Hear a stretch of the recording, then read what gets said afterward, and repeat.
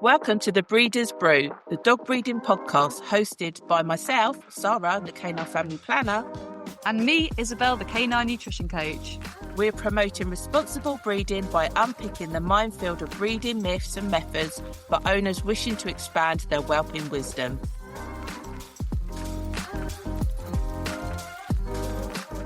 In this Q&A episode, we're thrilled to be joined by special guest Jo from Northwest Breeding Services. Together, we dive into some hot topics in the breeding world, including the do's and don'ts of whelping setups, resulting in a very heated debate about the use of pig rails. Not to mention 3 different perspectives on how we prepare for the unexpected, like C-sections and those tricky sleep-deprived first nights. This conversation highlights how no one-size-fits-all solution exists and why context, education and membership are key. Just to give you a heads up, this was a round the kitchen table recording and I've done my best to enhance the audio, but some parts, no surprise when we're all talking at the same time or laughing, has resulted in some audio quality that has either been lost a little bit or merged. With that said, I'm sure you'll still enjoy the listen.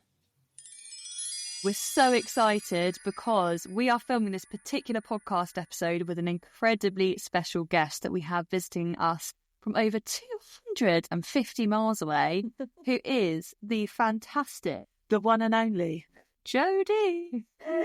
The northern accent had been a giveaway. So where are you from, Jodi? And tell us a little bit about your business and why we're friends. Well, that's so unfair. We're friends because I made you my friend. Yeah, totally imposed. So I started Northwest Breeding Services around the same time as Sara started Homescan. So we've shared the good, the bad, the ugly, the blood, the sweat and the tears, haven't we, over the years? I have driven 250 miles to sit with these two guys because most of our friendship and sharing is over the phone and over very quickly recorded messages. So every now and then, make the journey and come visit, inflict myself. And so you are a dog owner. What's your dog expertise? So we breed and show bulldogs. I inflict my poodles on my husband. The children have a chihuahua.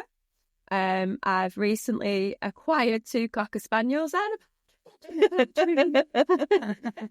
a pony. Oh yeah, the pony don't count. She's really easy. 4 legs and a tail. And you know what? Actually, when I started with the pony, I was a bit like, I know absolutely nothing about horses. They're not that much different to dogs. They eat one end, they shit at the other, and they make you worry constantly. So yeah, it's not that much different. Fair enough. Well, welcome. Thanks. So this series is a Q&A Session. Yeah, Q&A session. An opportunity, especially with the 3 of us sat here, to pick one another's brains, and we all have an incredibly different views on life, values, upbringings, areas that we've been brought up in, breeds that we own or have been brought up with. So I think we can all offer really interesting, different perspectives on what's going on in the world of breeding. We're basically recording the conversations that we have on a daily basis. Yeah. That's like the top and bottom, really, isn't it? Yeah, very much so. Have you seen this? Have you read that? Screenshot sent. Screenshot. Oh my God. Would you reply to this? Who wants to go first with the first? So basically, we've perused Facebook that can be useful but could be critical and possibly dangerous in the advice that they give without the full context and not knowing who you're taking advice from. So yeah, we're going to work through some questions, some that genuine, as far as we know, real life people, not trolls, have asked in these groups, and then we're all going to give our 2p's worth of whether we agree with it, we do something different. And to say, yeah, we're all from different backgrounds. So just even with me and Jo having the same breed doesn't mean we regularly disagree. Yeah, we quite often disagree, yet we're still friends. Imagine that maturity in a friendship. Unbelievable. Obviously, the usual drill, we have dogs free roaming, lots of dogs free roaming. So you're going to hear them in the background and you're just going to have to take it as part of the ambience of the back. Yeah, there's natural soundtrack.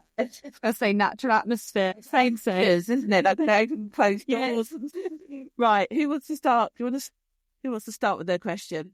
So one of the first ones that I picked up it was a question from a brand new breeder with newborn puppies. It didn't say what the breed was. Do you leave pups with mum and go to bed? There was something like 250 odd comments on it.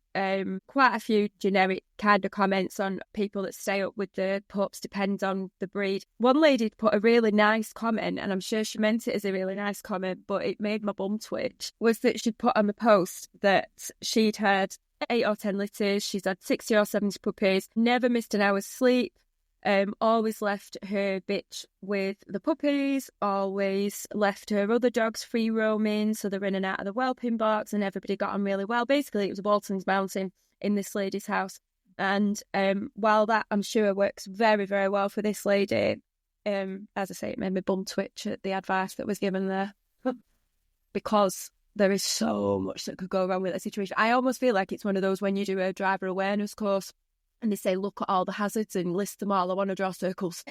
Here and here. Yeah. So my brain that procrastinates and worries about absolutely everything will keep me awake with that comment.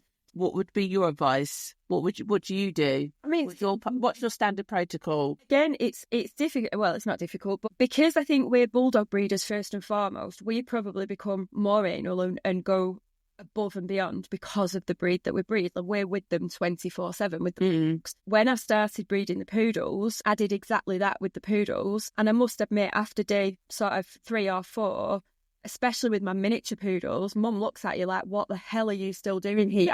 And I'm like, I must sleep with you. You know, that be squeaked. I had to make sure you got up to it. So I do stay in the same room. The toy poodle is amazing because she's my little best friend. So she's at the side of my bed anyway.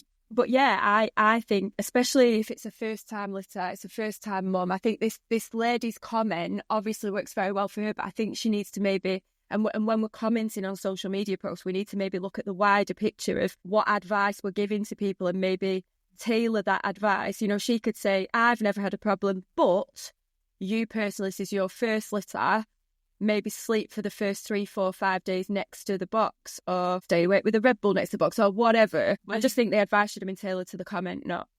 We're the guardians, so we have to have the foresight of taking the best precautions possible, regardless of what somebody tells you online. And I also think about, it comes down to sort of 3 things, because it's the breed. You need to know the breed and how different breeds whelp and breed differently. It's that person's individual skill and expertise. And what's the other thing? What other dogs you've got in the household? Yes. Jodi was, if you've got other dogs free roaming in and out of that area, in the whelping area, is that even safe to be left unattended anyway, full stop, whether it be day or night? So I mean, my bulldog girls are absolutely amazing together around the house under normal circumstances, but last year we had 2 litters. I think there was only a couple of days difference, and my girls literally would have killed each other because they were so protective over the puppies. So I know my girls, and I know that they need their space, and we need separate rooms and things like that, but I don't know, I just think the fear for me, and again, as I've established already, I worry about absolutely everything and I try and tick every box. And I just think that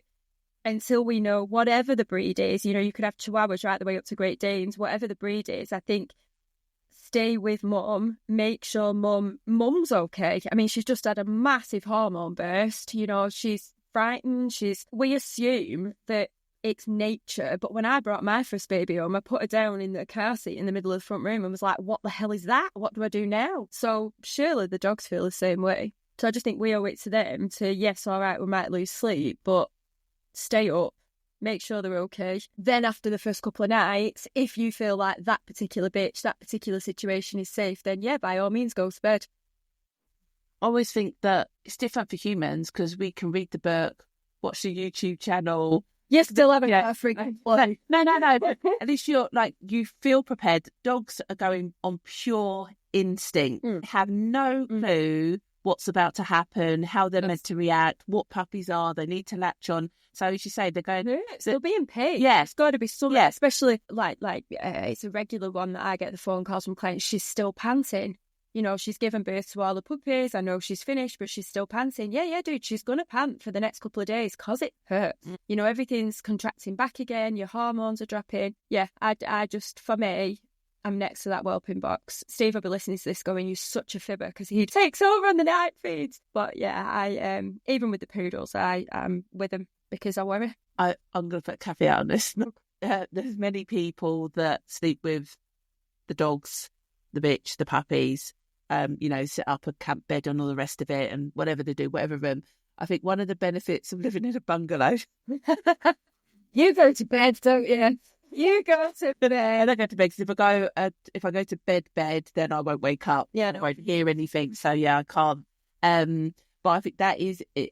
Your dynamics. Again, this is your situation. I think I'm probably fairly a bit more flexible because we're all on the same floor. I don't feel that, and I guess it depends where you put your puppies and where you rear them and stuff. But yeah, I wouldn't be on a different level to what they're on. I need to know that I can glance and check. So I've got amazing setups with cameras and almost like a ring doorbell that as soon as the bitch moves, it sets an alarm off and all this kind of thing. I think whatever works for you is great. And going back to my original point with this lady, having Walton's Mountain, for want of a better word, is obviously fantastic for her and works really well. But I think when you put in a comment on a group like this, you've got to be really conscious that because that works for you, that could actually be a very, very dangerous situation for somebody else. Well, absolutely, not to mention the fact she could have 3 Labradors, 2 of which are 10, 12 years old, and of course they're not bothering the other bitch that's got a litter of puppies, in which case she's thinking, I'll leave everyone free roam. It wasn't long ago, unfortunately, not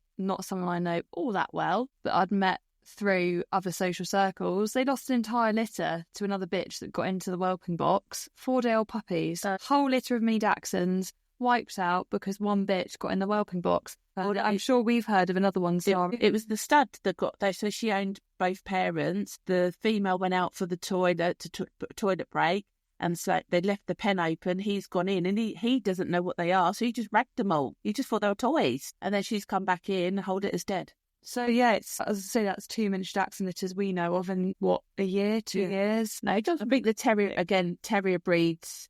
They're sharper. Yeah, they are sharper. Exactly that. With a Jack litter, where the complete litter was wiped out by a previous, what do you call it, a litter mate from the pup, 12-month-old pup from the previous litter. Got in with the puppies, assuming, playing, mauled him, and wiped the litter out. It does happen. It really does happen. And this is the danger of taking advice off social media. This woman that's offered this lovely comment, from the original poster, they gave no information on the breed, the age of mum, the other dogs in the household, her house set up. Like you, Sara, you're obviously in a bungalow, so you're saying that your bedroom's easily accessible to your puppy whelping area. We know nothing about this original poster's set up, anything. So for this other woman to reply feedback saying, yeah, it's fine, leave everyone to free roam and go to bed, is frankly quite dangerous information when you don't know the context of... It's other people reading that as well. That connotation. I mean, there's 200 and odd comments on this particular post. So how many other people have read that and thought, do you know what, I'll give that a try.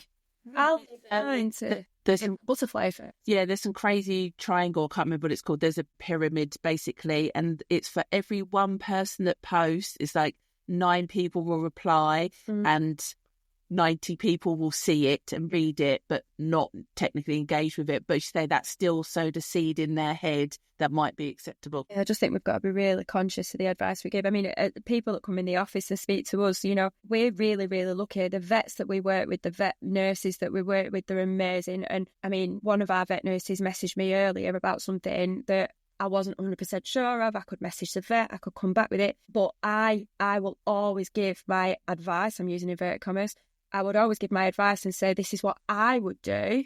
What you choose to do is entirely up to you, or what the safe thing to do would be blah, blah, blah. But because I've been doing it for a long time, I can't think of an example now off the top of my head, but that I might cut some corners somewhere. But actually what you should do is, and it's probably the ADHD bit of me that fires off in fireworks of, this is what you should do, this is what you shouldn't do, this is what... But I just think these posts...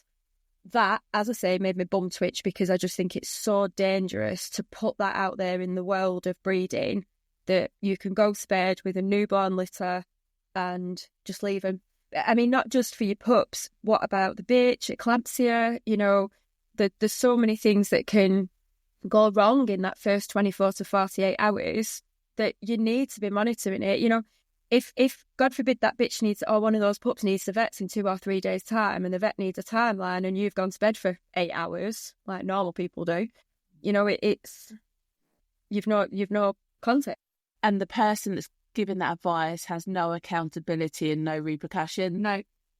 So why would you not just dish out whatever you want to say off the top of your head? There doesn't need to be any consideration or concern behind the comments.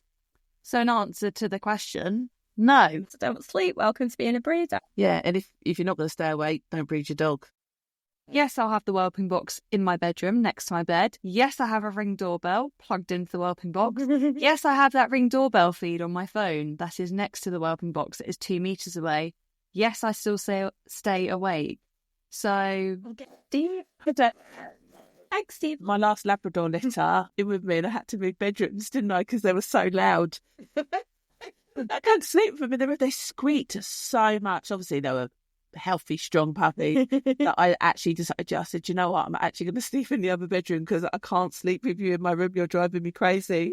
By this point. Oh no, they're about 4 or 5 days old. Were they older than that? I don't know. I can't remember. But they were old enough. They were fully fledged. Yeah, no, they were fine. Obviously, I do my daily weigh-ins, Joe, and I was happy with their progression. Mum was all fine. She was strong, heavily monitored. From me, I kept my kid out of the bedroom when she was 3 weeks old because I couldn't bear to listen to her breathing. Okay, next question. Do you want to go one of yours, Isobel? Why not? First thing I saw at the top of my news feed this afternoon when I was having a look was a poll from a new breeder they put up to try and get some answers to their question. That is my dog in labour because she stopped eating? I'm guessing it wasn't a Labrador. It didn't say. Well, she's assuming she's full term. She's just stopped eating. No context on anything else. The poll answers were, yes, my bitch always stops eating when she's in labour. No, my bitch eats the whole way through labour. Or no, I'm not sure. Every girl I've had is different. Wow.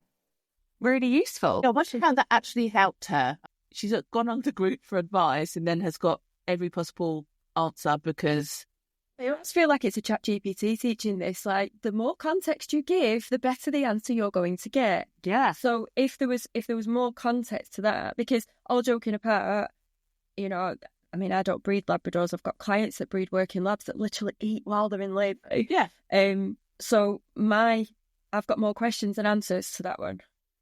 I've had miniature dachshunds eat the whole way through. I've had miniature dachshunds that refuse food 12 hours, 24 hours before.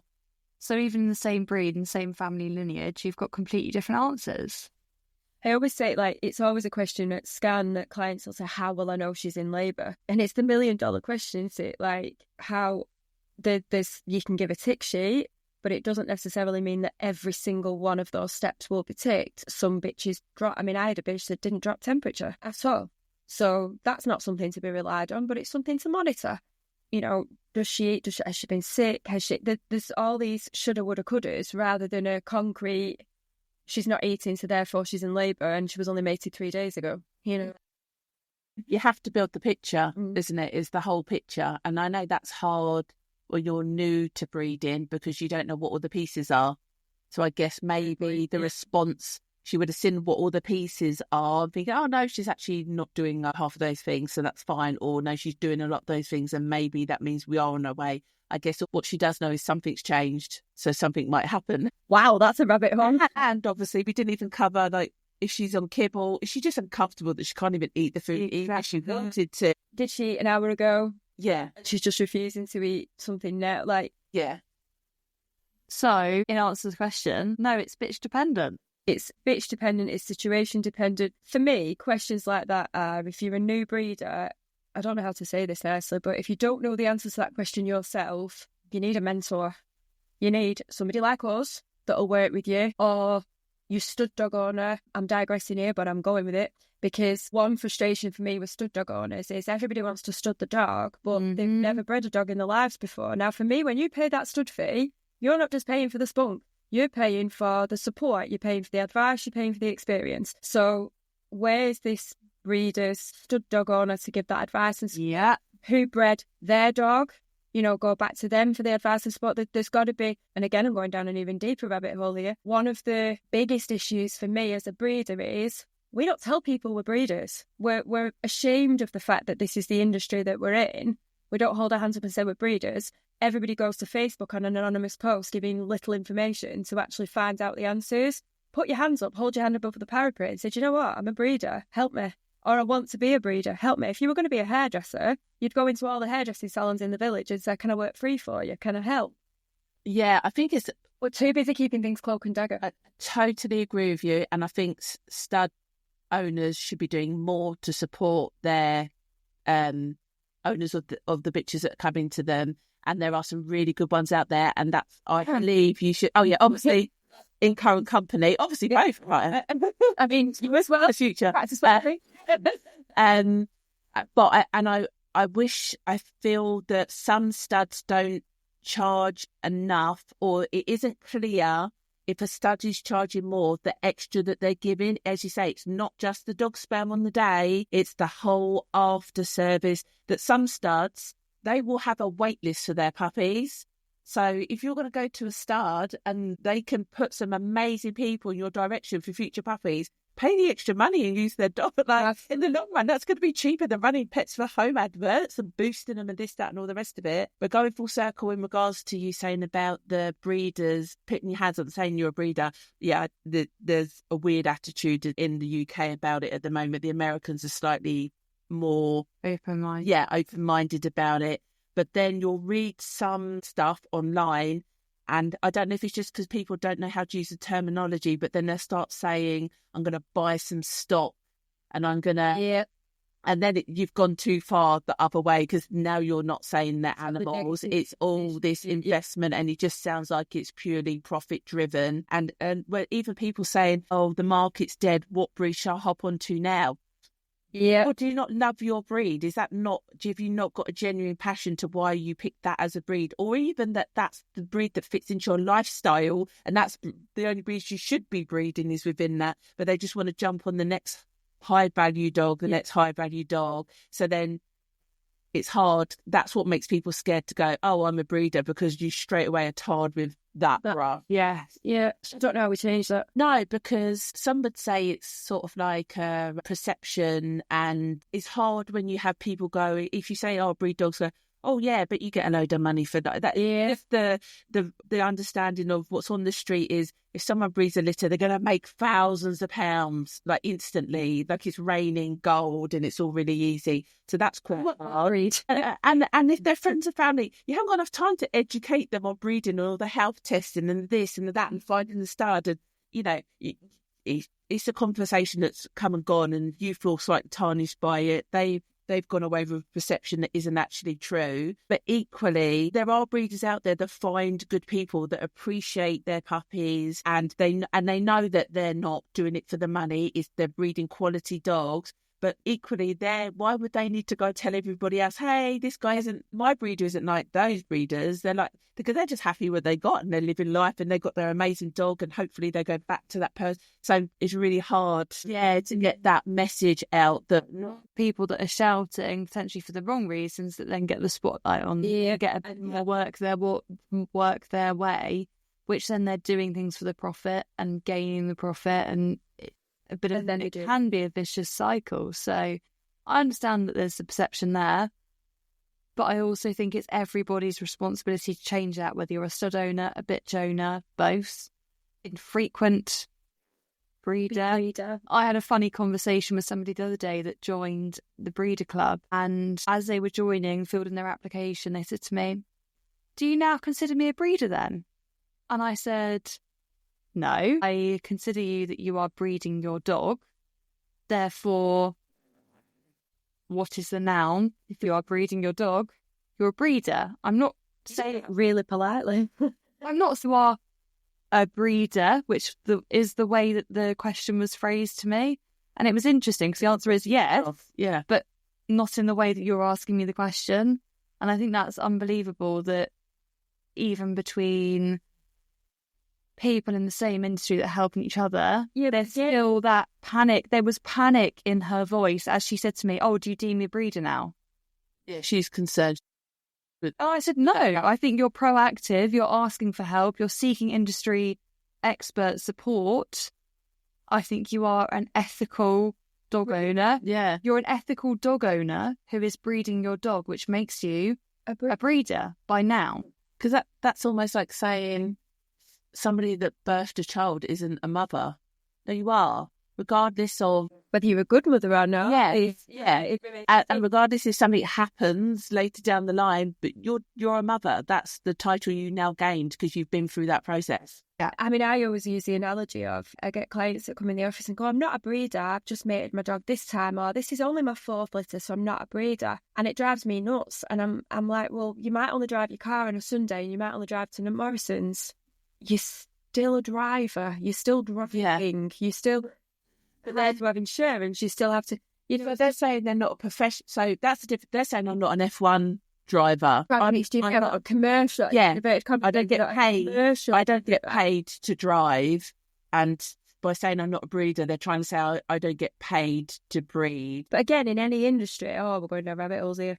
In any industry, there is, there's the Vidal Sassoons, the Satonian guys of the hairdressing world that have gone bigger and bigger and bigger and better and want to make the millions, and then there's little Audrey's at the bottom of Coronation Street that does the same person every week.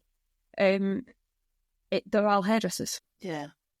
So there's commercial breeders, there's puppy farmers, there's good and bad in every industry. But you're a breeder. If you breed your dog, if you deliberately mate your dog, or you have puppies from your dog, you are a breeder. Hold your head up high and do it properly. Yeah, I just couldn't imagine going to hairdressers and then they go, oh, no, I'm not a hairdresser. Why have you got scissors? Why are you coming towards me then? Seriously. Why? Do something else. So, but yeah, and obviously I'm guessing this is why part of the breeder's license, was to help, well, it was definitely for help puppy owners try and establish breeders that are meeting certain criteria to indicate that they have welfare and concern for their dogs and that they're going to do things by best practice. But then even that just seems to have added more complex because then people are like, oh no, I'm definitely not one of those. And then the people that are registered, oh, so you're all breeding for money. No, it just so happens that they've fallen into that category because of the numbers of dogs they've got, or because of how many litters they might have in one particular year, or because of the council, the area they're in, they're so strict, or whatever the reasons are. So I'm not quite sure that actually helped the situation. No, I mean, I like conformity, so I actually really like the theory behind the breeder's license. I liked the old-fashioned dog license. I remember my mum having to go and license the dogs, I like that. I just think it's been really badly implemented, right from the top, from the government right the way down. Everybody gets really naffed off with the local authorities, but to be fair to the local authorities, I mean, as I was saying to you guys before, my licensing officer is a wonderful lady who is absolutely rushed off her feet. She licenses the taxis, she licenses the restaurants, she licenses the takeaways. She doesn't own a dog. She's been thrown into this with no training, So I think it's just been really badly implemented, and implemented better would actually be a very good tool. And I think it'd be a really good tool for regulating us as an industry. And I don't think if you do it properly and you actually look at it properly, and if the licensing officers were trained properly and we could all help each other, it's not actually hard to get a breeder's license.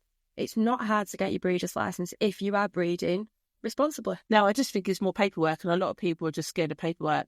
Yeah, the state of us, for example, could support somebody in getting their breeder's license if we knew how to get one, because the local authorities don't know what they're doing. Are you with me? If there wasn't that knock-on effect, if it was a simple procedure basis.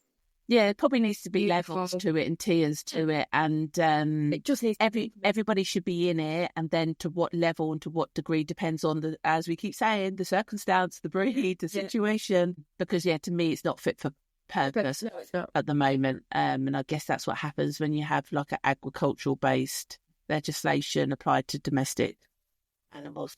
And as a representative of DEFRA actually said to me last year, we're more interested in putting food on the table than dealing with dog breeders. Don't put regulations in then that you're not going to influence. But unless you start eating dogs. No, I don't suggest that in any way, shape. Should we do my question? Oh, anything to add to that, Isobel, before we move on? Sorry, we really digress. What was your question? Does a dog stop eating when they're in labour? We don't know, I suppose, is the answer to the question, without more context. Yeah. Every dog's different. If I have clients in, I'm sure you do exactly the same. They start asking all these questions. You're like, how about you talk to the breeder of your bitch? Because they've already bred the mum and they knew exactly what she did, and they're probably going to answer those questions 1,000 times better than some of the possible generic information I'm going to give or what I know about dog breeding rather than your specific breed. So I think that's always an opportunity that's missed with people. They seem scared to go back to their breeders. Yeah, or the stud owner. Yeah. Oh, so you paid for? Yeah, you're right. I mind when I hear these other conversations that people having paid for a stud and they come asking us for the answers, which is absolutely fine, and we're more than happy to support people.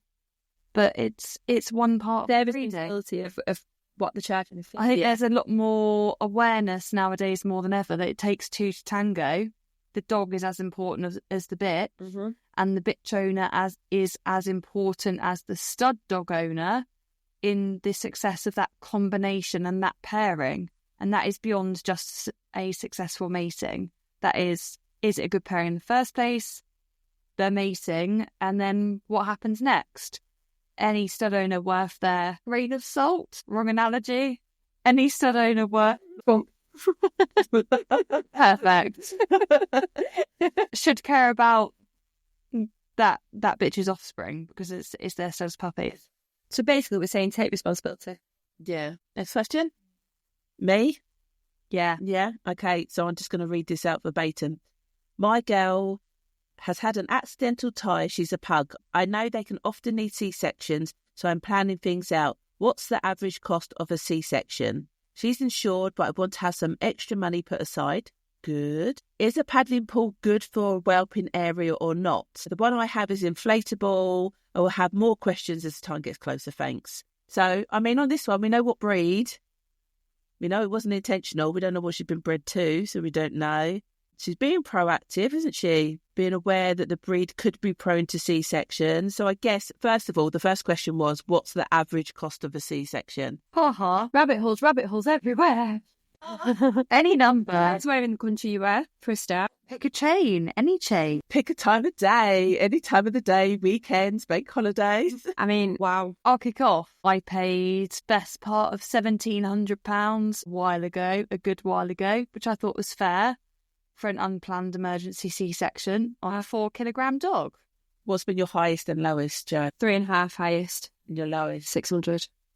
My highest has been, I think it was 3.5, but that was a bank holiday weekend. Yeah, emergency vet bank holiday. And my lowest 1,200. But that shows you that's distance weight. divide. Yeah. It's per weight. So if anyone ever looks at their breakdown of their vet's costs and looks at the receipt, everything is itemised for that specific breed. So if the breed needs additional help, the weight of that dog, etc., etc. I'm sat here talking about a kilogram bitch. What weight was your bitch, Jodi? No, so this isn't what I pay. This is What you've heard of? Yeah, Okay. This is very. So the 3,500 one was a corgi. What weight would a corgi be? 15 kilos, maybe. Yeah, I reckon That's that's 15 yeah. kilos. Emergency C-section had to be done. And the client's a lovely client and would do anything for a dog. So don't get me wrong, like that hit hard, but you know she got it, kind of thing. I think one thing coming back ever so slightly with the cost of C-sections on that question was about the insurance. Yeah, Your insurance, because not all insurance companies will cover you for C-sections. Some definitely do. Yeah, for an emergency. Emergency, Well, elective. Yeah. If it's your first litter out of a female, whether that's planned, accidental, provided that bitch has been covered by the insurance for X number of months, as per your policy, and depending on the policy, some insurances will happily pay out. I mean, you can get, I know Agria do a breeder's policy. You know, I've got a couple of clients that pay for a breeder's policy. Now, for me, with the amount of dogs that I've got, and I've got more non-breeding pets than I've got breeding dogs, the policy was just extortionate. For me, I just have my credit card on one side and the dogs get whatever they need, you know, but from the card. I think that for me, to have a litter with a potential need for a C-section, you've got to have $4,000 on one side. Yeah. C-section, vet bills, everything that I wouldn't, I mean, especially with us with the bulldogs, and you can put pugs in there with the bulldogs, I wouldn't have a litter if I didn't have, in my head, $4,000. Yeah, I'm assuming you need C-section money. Differently, say, with a Labrador. Is it different with a Labrador, though? Because you can even have somebody that's been very experienced in all their breeding years and be unfortunate. Yeah, well, that was a Labrador. That was $3,500 for 2 pups. Yeah. Because I think I scanned for 3. One got stuck and they might have got it out and then knew there was more. So yeah, I was shocked at that price for that breed and given the circumstances. But yeah, I think if you're breeding full stop, you need to know that you can pay for a vet bill in one way, shape, or. But then, But then if you own dogs full stop, you need that. Bills. So you're just turning up the dial when you know you've bred, and so yeah, regardless of the breed, that's always there. The dial just gets turned up a bit more, given the breed, given the size, the litter, given maybe some previous experience. You could have a beautifully self-whelping bitch out of the self-whelping line, but and behold, she needs a C-section. It's no different to women. I mean, we all forget we're all mammals. We all burst live young. Everyone knows somebody that had to have a C-section to give birth to their child. And yet you get clients that come in and I get it, the first thought is, will she need a C-section? You generally get asked that questions from your bracky breeds, don't you? The Frenchies, Bulldogs, your pugs. It's very rare that a Labradoodle client will say to me, will I need a C-section? And I don't know what's better or what's worse. Like Isobel says, like with our breeds, we've kind of got it in the back of our heads that it's more likely than not, or the Labradoodle breeder that is absolutely gobsmacked and in shock and doesn't have the money on one side or any way to pay for a C-section. And so I think any breed, you've got to be prepared for it or have insurance in place for it. But I think just because it's a pug doesn't necessarily mean she will need a C-section. Just the same as nobody would look at us 3 women sat here and go, well, she'll need a C-section, she won't. Nobody would know that. No, you've got no way of knowing. If things go wrong, they go wrong. You could have the most experienced breeder in the world need a C-section. As you just said, Sarah was one of your clients. So, and again, this comes down to, I think, the actual person's skill set as well. I mean, I think I did well to avoid a C-section with a wedged puppy because I was willing... Knowledge and experience. Yeah, exactly. To know where the line was, basically. And I don't think most people would have gone that far because they would have gone, no, let's just get it to the vets. I can no longer cope with this. We need to escalate it.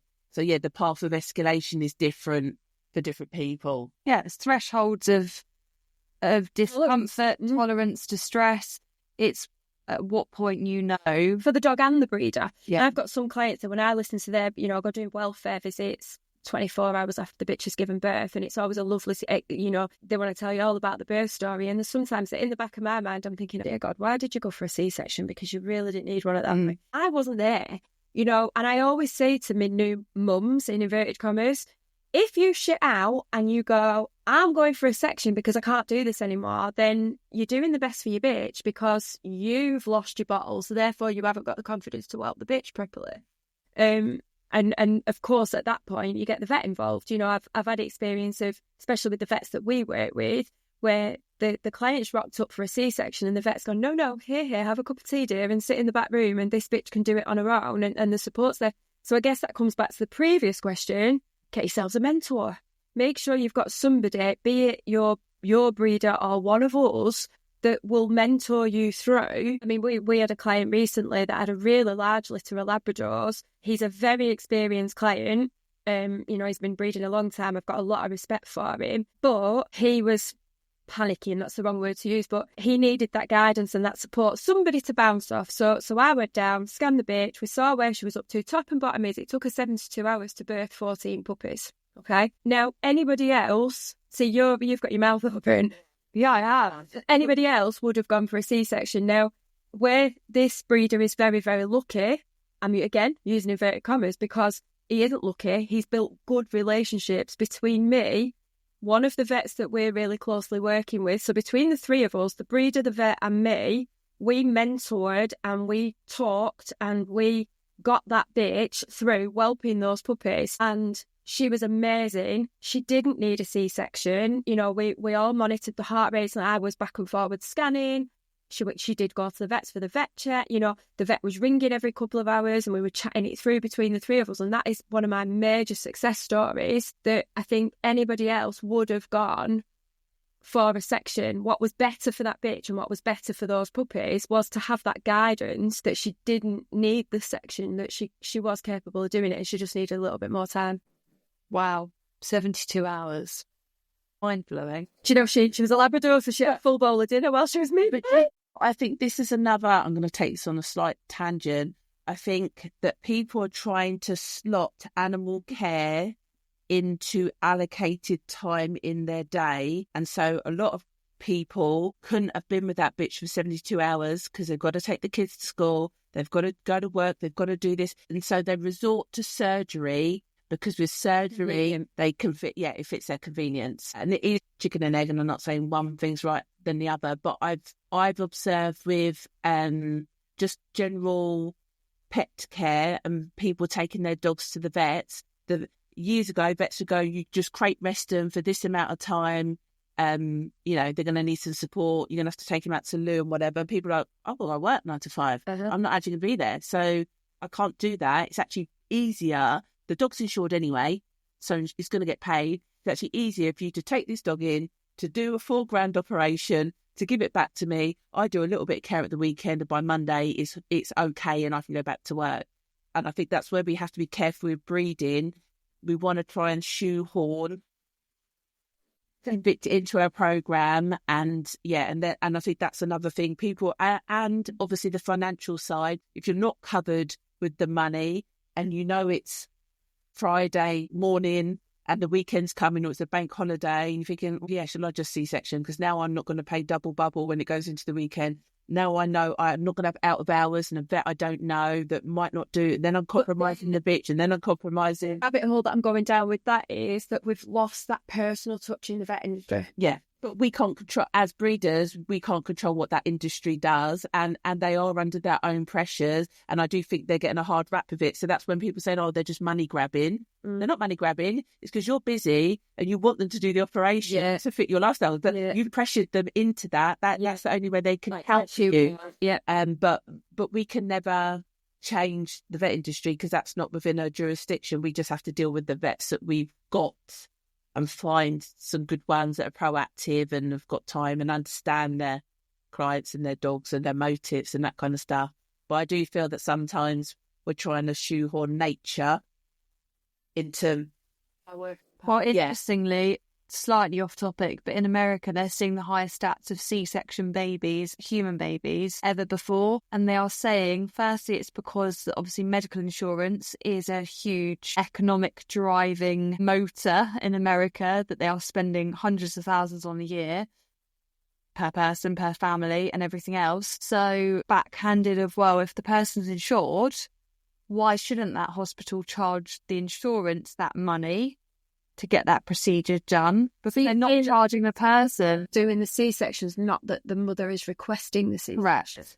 There's been a lot of studies coming out of America, and obviously this is just purely some literature that I've personally read. This is not a professional opinion. I'm obviously not a doctor. It's just what I have read when I've done more research into it, that C-sections are on the rise in America, and it is firstly due to the fact that hospitals can get away with charging this money because it's not to the mother, it's to the mother's insurance company.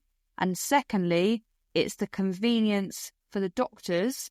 They start their shift, they know that they are going to C-section X number of women that day, and those women can leave in, on average, X number of days from the hospital, and then they can manage the care process from start to finish in a more convenient logistic manner, particularly around said holidays such as Christmas. Which I think is really interesting because dogs live in the same patterns, in the same lifestyles as us humans. So anecdotal evidence can be taken from the American situation to some extent. I mean, I guess the difference to that would be that a dog wouldn't be C-sectioned unless it was took by the breeder to the...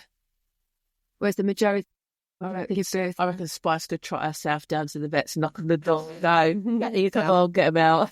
Feed me first. She'd even carry them back in a basket, lay them all out, feed them, job done. So I think it's interesting when we do discuss insurances and things like that. Are people more willing to pull the trigger when they're not the ones paying for it because in their minds, but it's insurance is paying?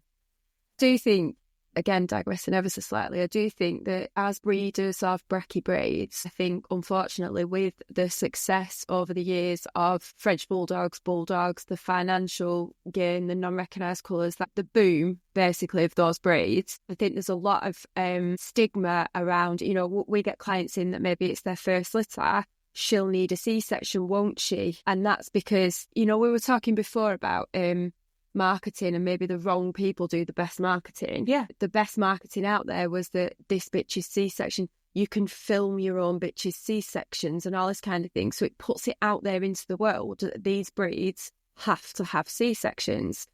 They don't. We've got self-whelping bitches, Sarah. Do you know, bulldogs are capable of self-whelping. Yeah. So I think that sort of stigma has to be battered down somewhere as well. With a bulldog, I've always said to people, they have very high pain thresholds. So they will be fine 1 minute and they will be dying the next. Like within an hour, it could have switched on you. And if people haven't got that skill set to recognise that, they're taking a huge risk. Agreed. And so again, them understanding their situation, of knowing their experience and their skill set, they're going to go, yeah, let's just go book it for a C-section. And if the price isn't a crazy price, let's just go and book in a C-section. Because worst off is that you have a bitch partly self-whelp, and now it's all the drama and the situation that they've never been before, with all the emotions and the anxiety, and then they're rushing to the vets to the emergency C-section, paying twice the price for a bitch that's twice as tired. Agreed. So it's that whole... I think that the fear for me is that, for me, I feel the stigma around C-sections has been based on unscrupulous breeders that aren't bothered about the bitch and they just want to get the maximum amount of puppies out. We've always said self-whelping, you're more likely to lose puppies, because puppies that can't survive labour would never have survived life. C-sections, you're more likely to lose your bitch.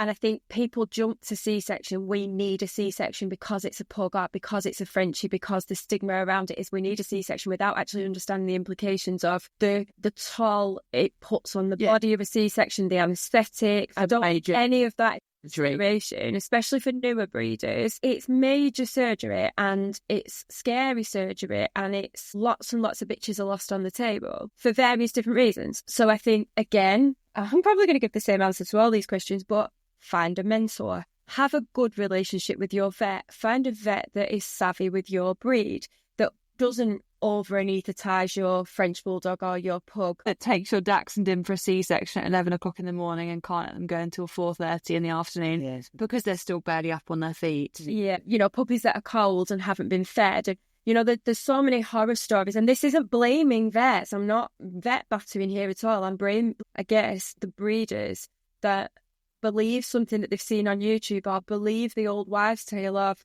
because it's a brachybead, it would need a C-section. And I guess that's the connotation of this question. Will she need a C-section?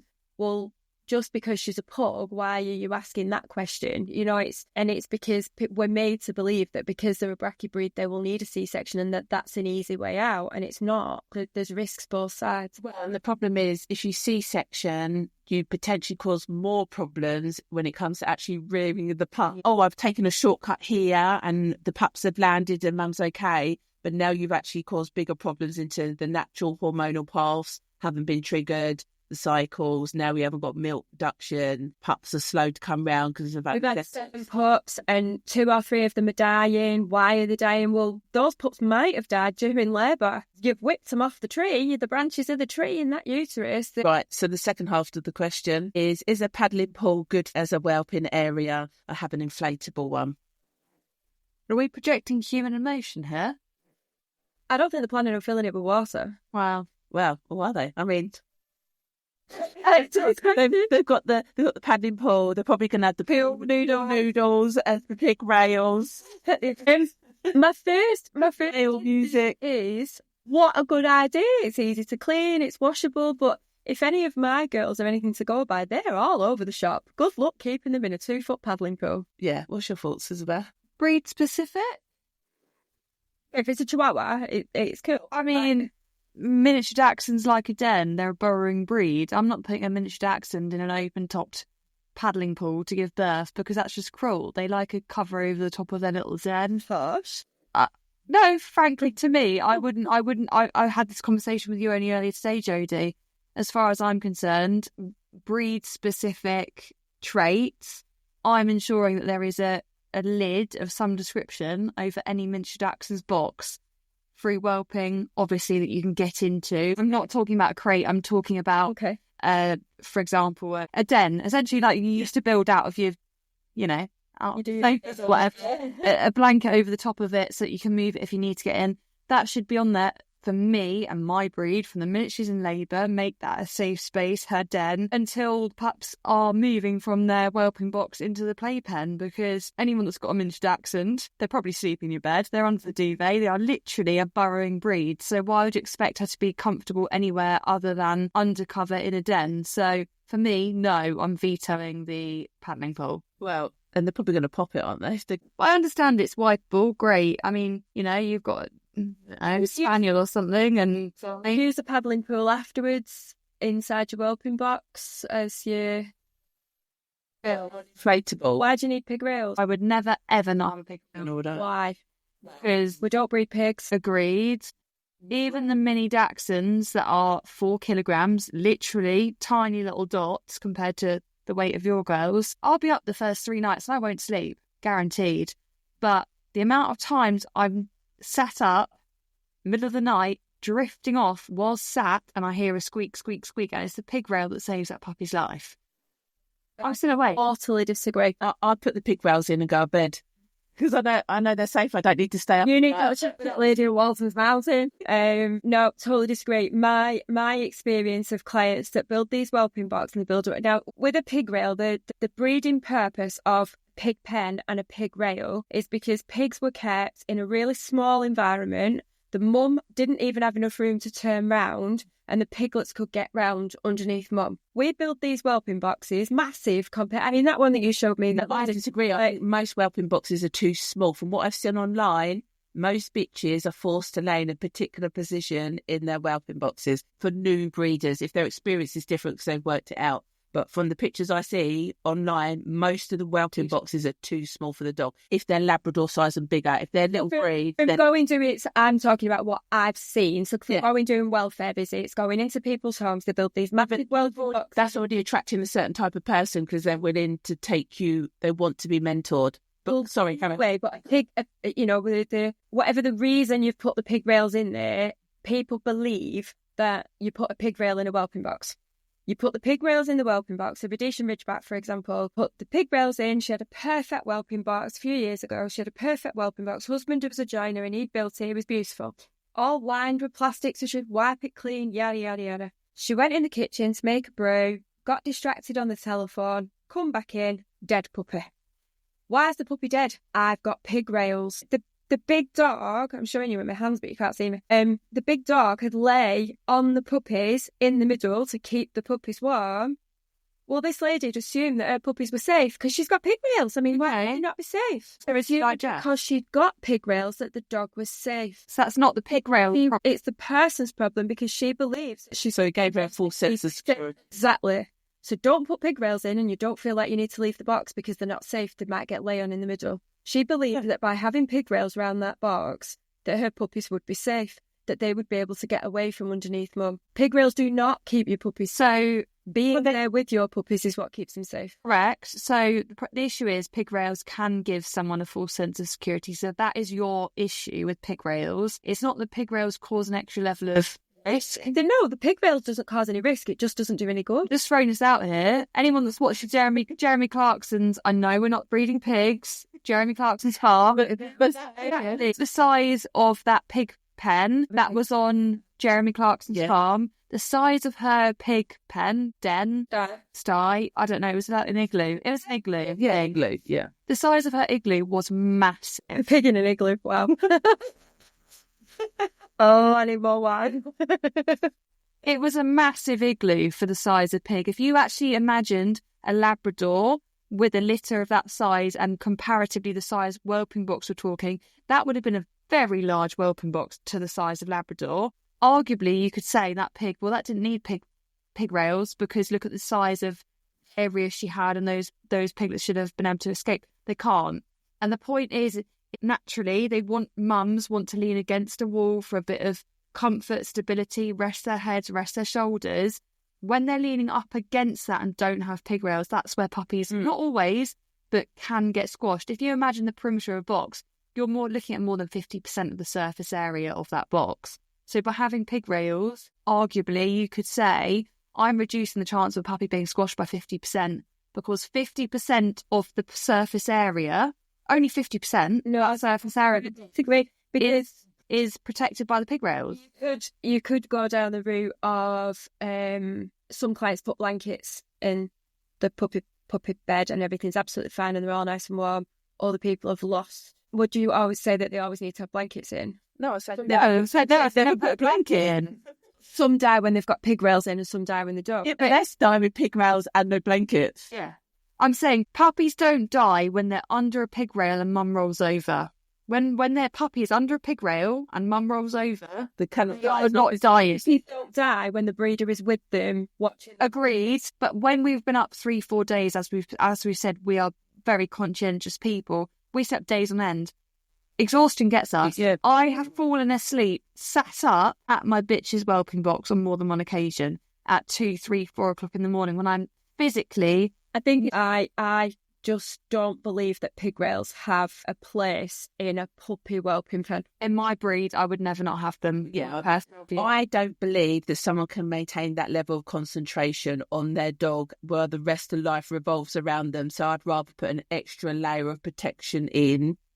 It's not removing my observation. It gives me an extra layer in case I've missed something. I'm not using it as a full sense of security. I'm not going, I've got pig rails, so I'm going to go and have a 20-minute shower and wash my hair. Doing this, I know of 3 litters in particular that have had pig rails. Yeah, but these are breeders that have used it as a full sense of security. They've gone, I've got pig rails, so I'm going to have a 20-minute shower and go. How do you know the pup was suffocated? It could have just died anyway.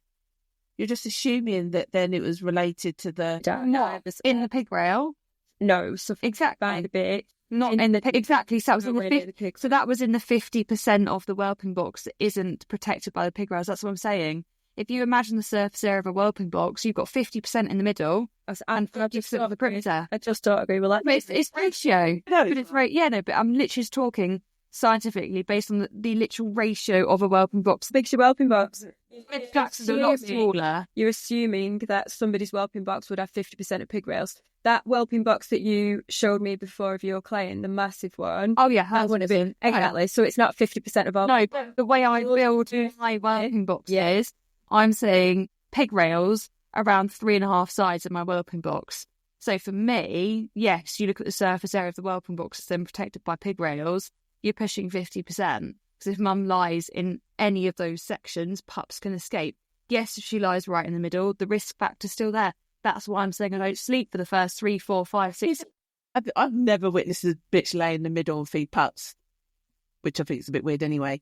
But I do fall all the way round. I'm not leaving any corner, not covered. And actually, I found the bitches like it because they can rest with their head up on it. So then I don't know, it just gives more movability for But puppy. interestingly, we're 3 intelligent women sat round that have apparently that are very conscientious, adore our dogs as pets first and foremost, adore them like children.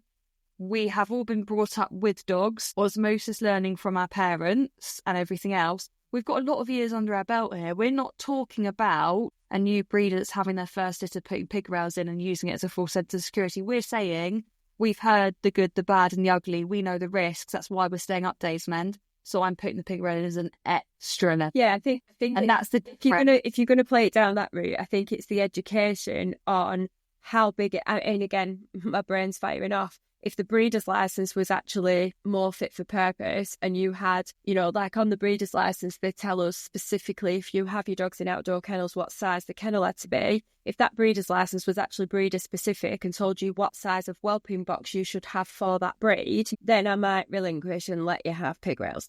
But my problem with pig rails is the fact that we don't breed pigs, we breed puppies, and the security that it brings when you're an educated puppy rearer compared to a new person that builds a massive whelping box with pig rails around the outside that the puppies actually never touch because they never get that until the 4 weeks old and then they get stuck under them. It's not saving anybody. Yeah, well, let's just call them rails, not pig rails. Pig rails. Okay, so 2 versus 1. no, I do it like that. Right, we need to end this episode. So just to go back to the question, the final question, well, part 2 of that question, which was, Is a paddling pool good for a whelping area? I understand for the birth and the things that come out in birth and the mess. Yeah, I understand. The concept, great.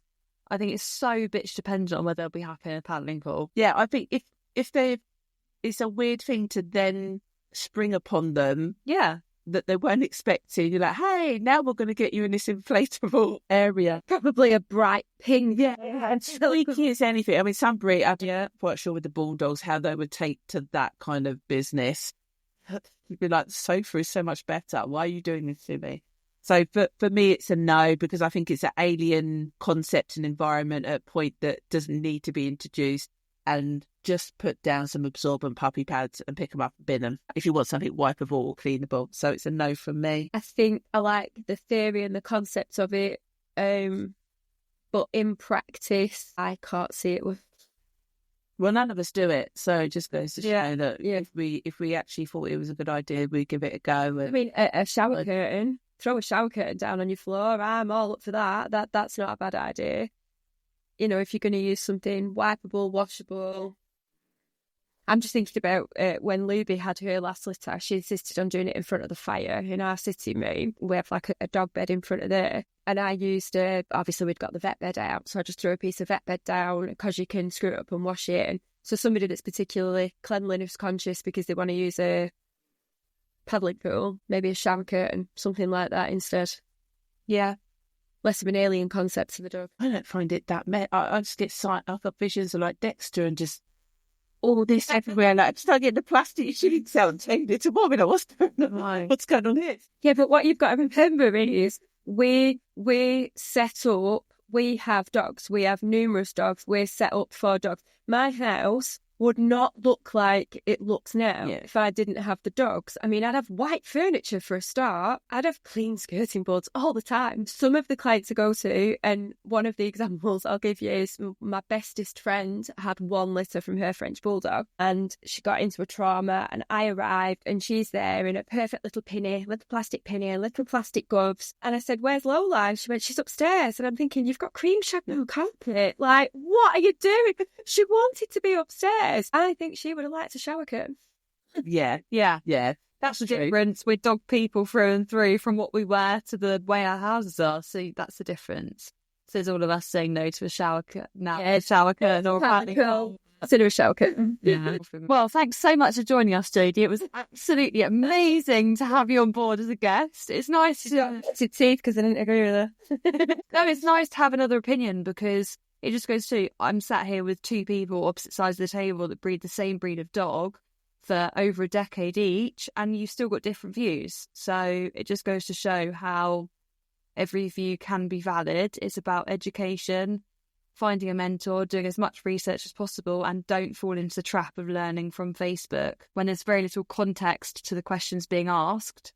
Very often you won't even know what breed of dog the original poster is referring to, let alone the breed that the people that are giving advice own or breed, because I've seen a lot recently where certain individuals like to feel very important in these groups and are offering tons and tons and tons of feedback, and then you find out they are breeding the world's most textbook breed of dog in the world, and you think, well, yeah, no wonder you're saying the whelping box doesn't need to be covered, the bitch doesn't need calcium, you don't need to worry about mastitis when you're weaning. Oh, weaning's really simple. Well, it might be for your breed, but it doesn't mean it's for everyone else's. How can they find you, Jo, if they want to hear more of you and your opinions and your ways? What's the website? www.northwestbreedingservices.com, and I'm most vocal on my blog.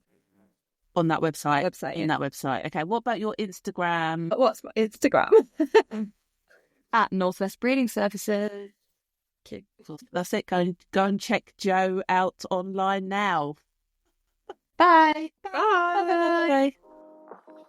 We hope you enjoyed this episode as much as we did recording it.